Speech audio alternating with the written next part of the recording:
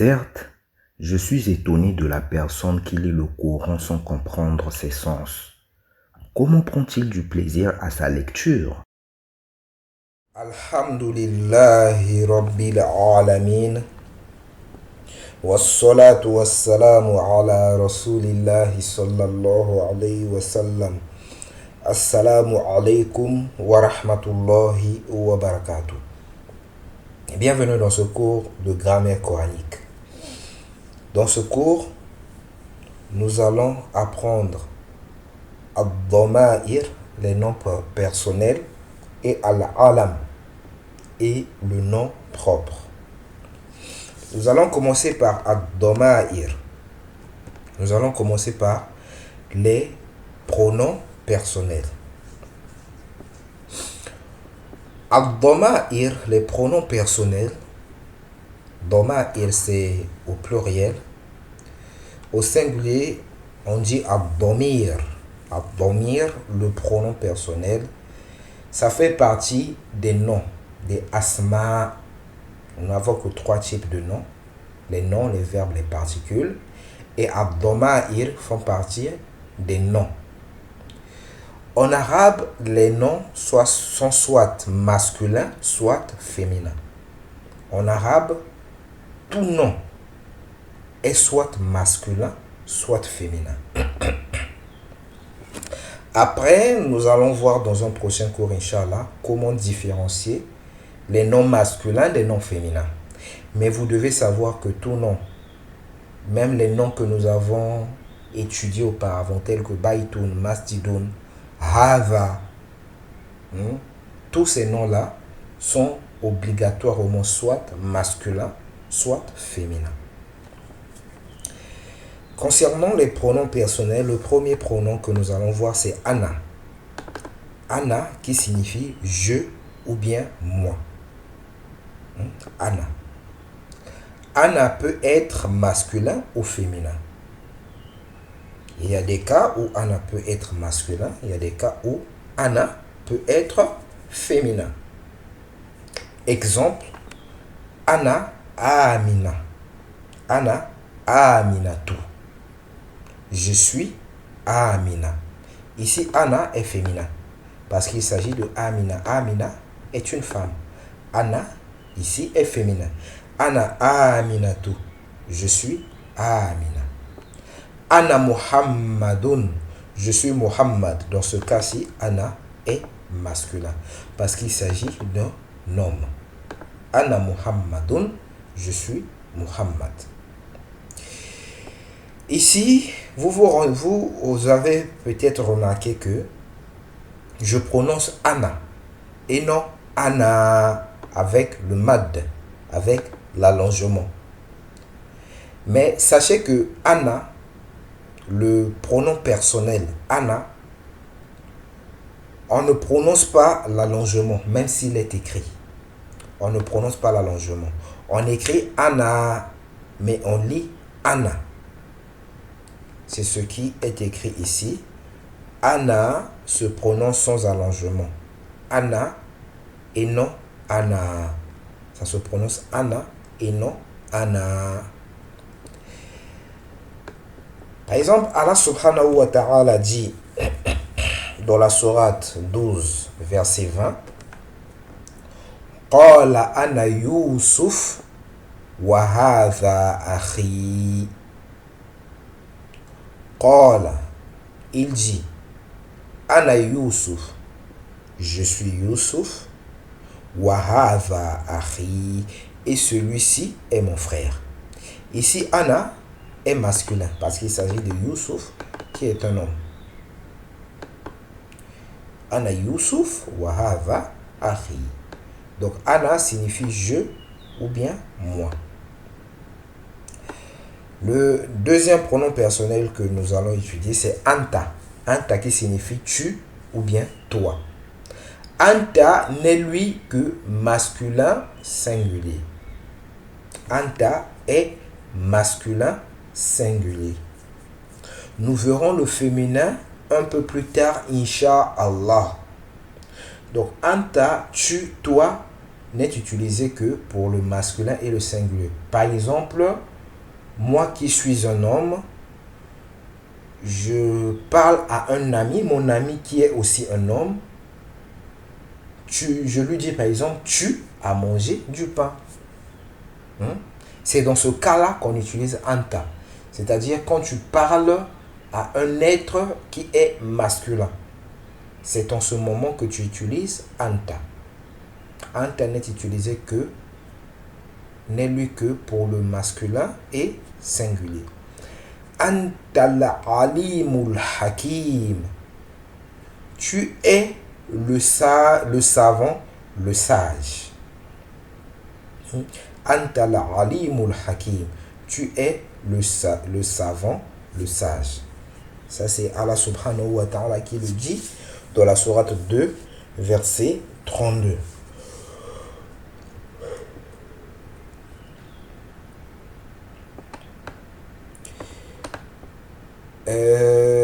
Ici, anta est utilisé pour parler au sujet d'Allah subhanahu wa ta'ala. Je ne me souviens pas exactement du contexte de ce verset, mais il semble qu'il s'agit d'un prophète qui parle au sujet d'Allah subhanahu wa ta'ala. Il dit à Allah, tu es le savant, tu es le sage. Et le prochain pronom personnel, c'est huwa. Huwa qui signifie il ou bien lui. Huwa est utilisé pour un nom masculin singulier. Huwa c'est pour le masculin et le singulier. Masculin singulier. Qu'il se réfère à un humain, un animal ou un objet. Que ce soit un humain, un animal ou un objet, on utilise huwa. Huwa pour le masculin et singulier. Par exemple ici, Aynal waladu, où est l'enfant? C'est-à-dire l'enfant, le petit garçon, un petit garçon. Aynal waladu. Puisque le petit garçon, c'est masculin. Un garçon, c'est masculin. Qu'est-ce qu'on dit? Huwa fil masjidi. Il est dans la mosquée. Huwa fil masjidi. Il est dans la mosquée. Huwa. Il, fil masjidi, est dans la mosquée. Nous avons appris fi et nous voyons ici la terminaison en i. Où est le garçon? Il est dans la mosquée. Aynal kitabu. Aynal kitabu. Où est le livre? Al-kitabu, en arabe, c'est un nom masculin. C'est un nom masculin. Donc, et c'est un objet. Ici, il s'agit d'un homme, al-waladu. Et ici, il s'agit d'un objet. Qu'est-ce qu'on répond? Huwa alal maktabi. Il est sur le bureau. Ayn al-kitabu. Où est le livre? Huwa alal maktabi. Il est sur le bureau.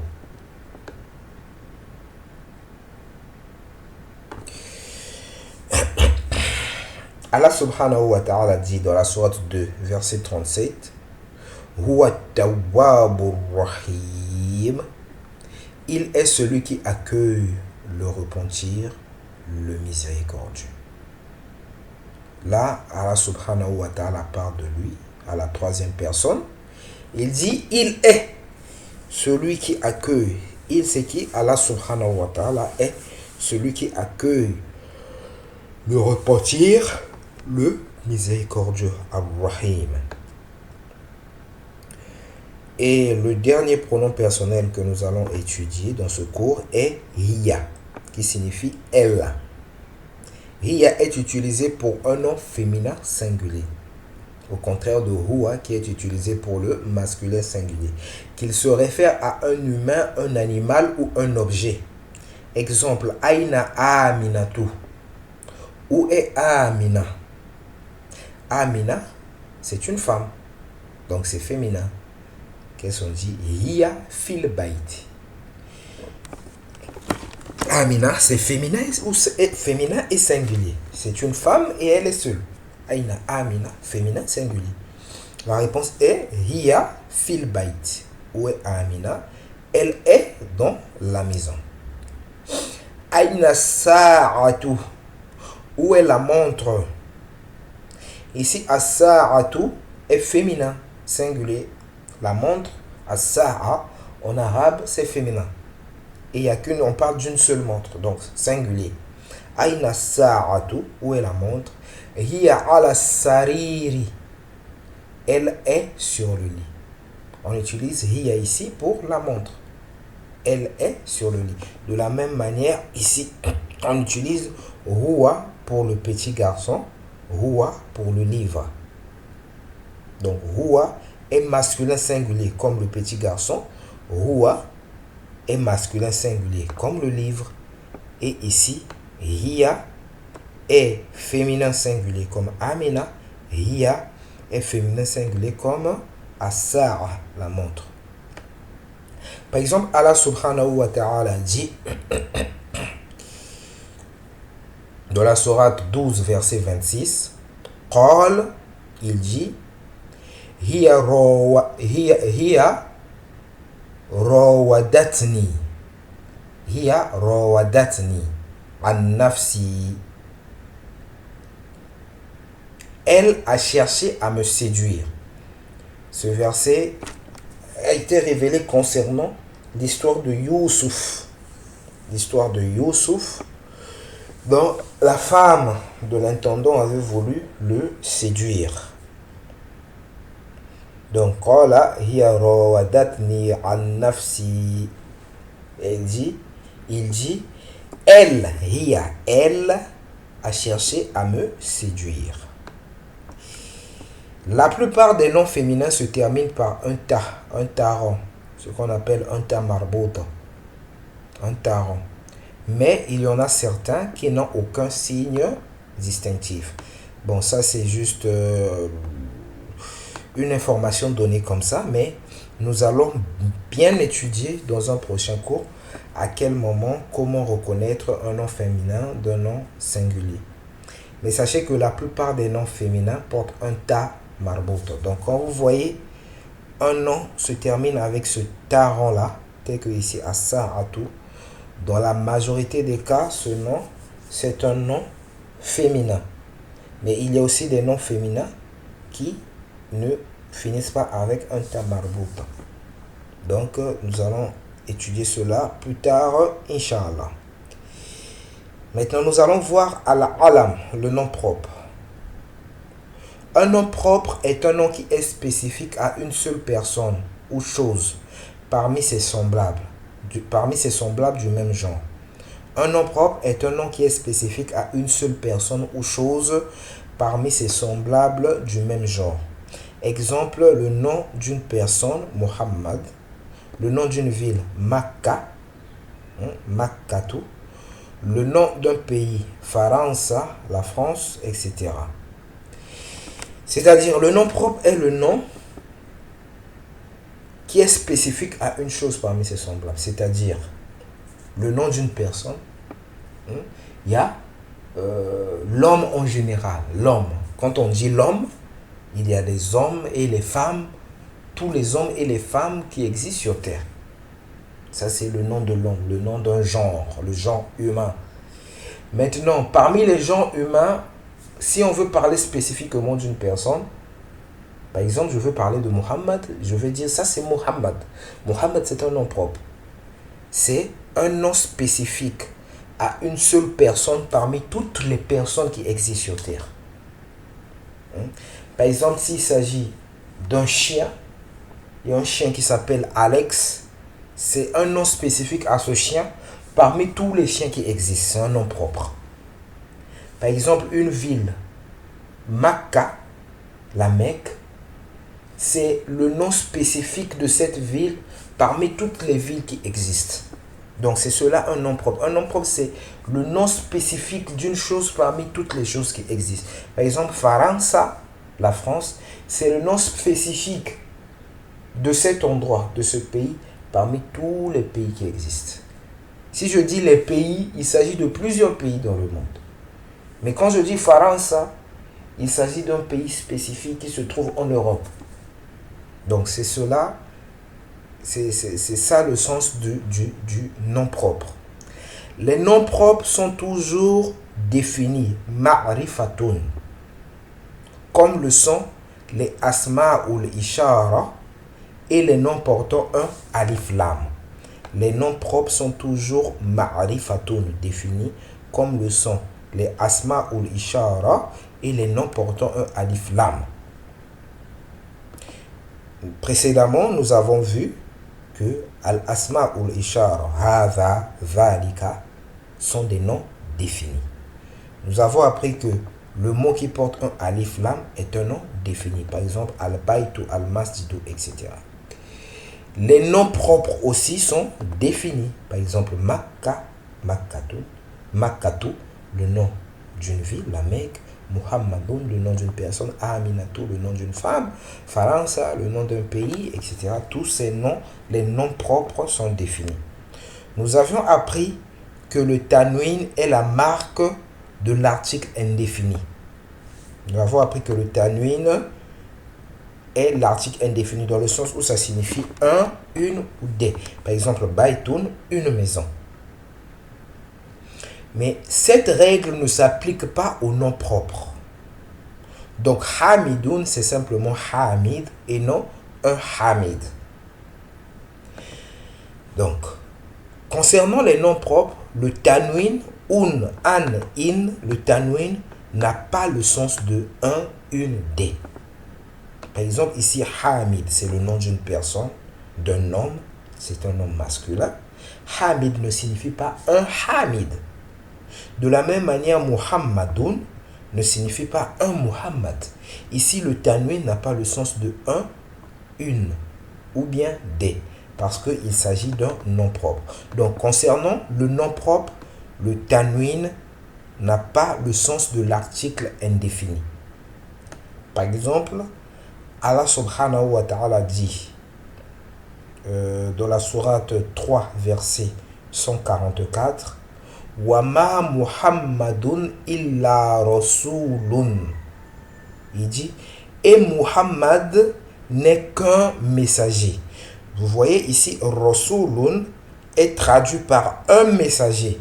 Ici, le tanwin un a le sens de un. Wama Muhammadun illa rasulun n'est qu'un messager. Un messager. Rasulun, un messager. Mais Muhammadun, on ne dit pas un Muhammad. On a tout simplement dit Muhammad. Pourquoi? Parce que Muhammad est un nom propre. Wama Muhammadun illa rasulun qad khalat min qablihi rusul. Nombre de messagers passèrent avant lui. Donc, nous voici arrivés à la fin de notre cours. J'espère que vous avez compris et que vous avez aimé. Si vous avez aimé, n'hésitez pas à liker, à écrire un commentaire, à vous abonner, à partager afin de soutenir la chaîne. Qu'Allah subhanahu wa ta'ala vous bénisse, qu'Allah subhanahu wa ta'ala nous assiste. Subhanakallahumma bihamdik. Ashhadu an la ilaha illa ant. Astaghfiruka wa atubu ilayk.